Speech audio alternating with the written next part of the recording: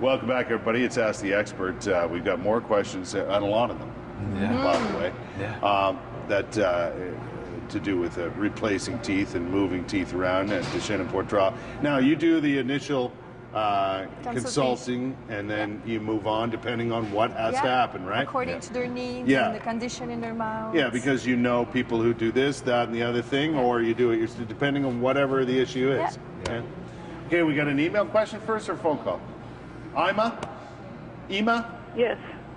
How are you? Hi, good. Very good. What's your question? Yeah, I was born with a gap between my front tooth. Yeah.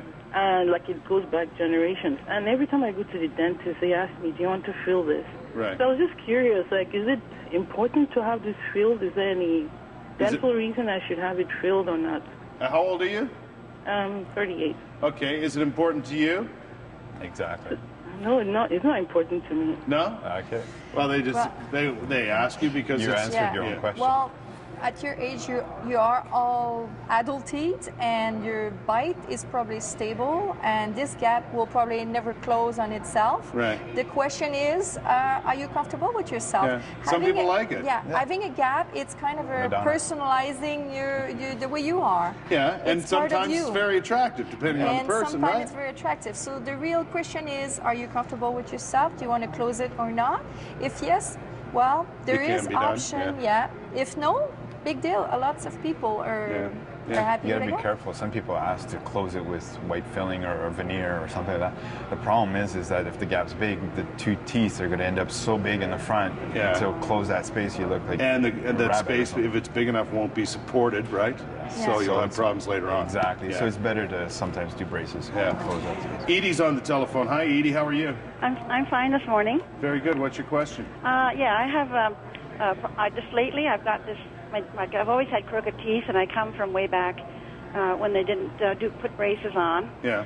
And and now I just lately I've noticed that it feels like my gums are receding. Right. I got a loose. One of my crooked teeth in the bottom is loose. Yeah. And there's like a film coming off it all the time. A film? Sort of like over your teeth? Yeah, like I can feel it with my tongue all the time. It feels like they need to be cleaned. They're brushed, but. Oh yeah. And I don't know if it's gum disease or.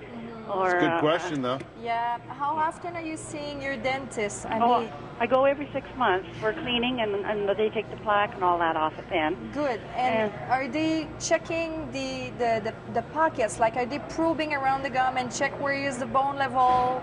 How's the gum? They do a bit. Yes, a bit, but. Because usually we don't have any mobility in back teeth. They are supposed to be very solid. So if there is any mobility, I would get it checked, because it can be either an abscess related to the tooth or really a gum disease, something starting, bone losing and... Yeah. Isn't there a measurement that you guys do of the gum itself in relation to the tooth? Yeah. That's called probing, where you measure the depth between the gums and the tooth. Yeah, and how often should you do this? Once a year. Once a year. Should be done completely on all teeth. Once you're an adult, you don't do it on any kids, 18 and over. Yeah, usually there's no issue, and you just record that information, correct? Yeah, just to monitor the bone level, to make sure that with age, with time, it's not going to melt down, and make sure the gums stay healthy. I mean, we're not checking only the teeth, we check everything around it. And abscesses could be chronic abscesses where it won't hurt, but there's an infection there all the time. Could come from the gums or could come from the tooth itself. Yeah. And what should Edie do in her case then? Go see a dentist. Just and figure out what's going on. Go back to her dentist and say, check my gums. And a lot of patients that have gum disease are seeing that they're coming to the office every 3 to 4 months instead of every 6 months. Right. It's covered by your insurance, or we ask for more coverage from the insurance. They're not seeing the dentist every time. They see the hygienist and getting their teeth cleaned more often. Is gum disease one of those things that can pretty sneak up on you? Like, yes. The next thing you know, you've got an issue? Yeah. And it starts like that, like wiggly teeth and something coming out on the side of the gum, and the pus or infection. Yeah, and it can happen. I mean, it's nothing to be ashamed of. It happens to people, right? It's common. Yeah.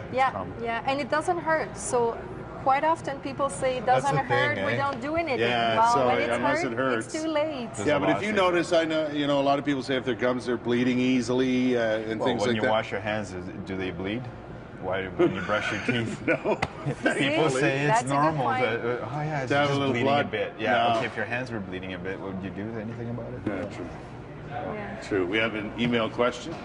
That's fire that. Can you use an existing tooth that is about to fall out as a crown, or for the mold? So how do you? Yeah, that's a good question. How do you make the tooth that's being replaced? Like, how do you know what? Temporarily, you could use an existing tooth. You cut off the root, and you could use it as a temporary measure to replace the tooth. Very temporary. Or we can send it to the technician who, those people are real artists. Like they build sure it. are. Oh yeah, they build the teeth. Yeah. It's, I mean, if They'll be one able to day you match have it. a chance to visit a dental lab, they're working on one tooth at a time, and they're building it. They are characterizing it.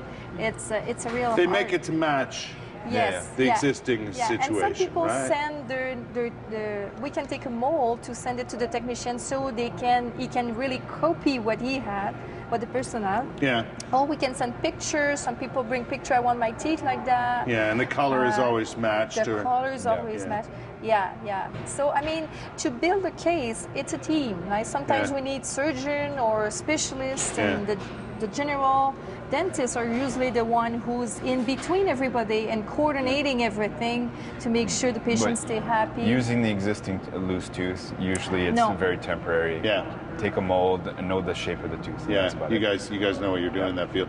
I think more than anything, as I pointed out earlier, getting to a dentist and getting a consultation on your situation is probably the most important thing you can It's do. the most Yes. important thing. Yeah. And go to see somebody that you would trust. That's the main thing. Yeah. Because this person will be in the middle. And then you will always refer to this person. Yeah. And then the dentist will talk to the specialist, will Yeah. talk to the surgeon, will talk to the technicians. Well, I noticed a couple of questions here where people maybe weren't getting the best advice for their situation. So it's okay to go have someone else look at your situation. Absolutely. It's called a second opinion, and there's Yeah. never anything wrong with Yeah, that. nothing wrong with that. Listen, there's the address, there's the phone number, the information to get in touch with Deschenes Poitras. Book yourself a consultation if you need a replacement tooth or anything of that matter. I mean, your teeth are important to you, obviously, so make that commitment to find out what your issue is and get it dealt with. Thanks, you guys.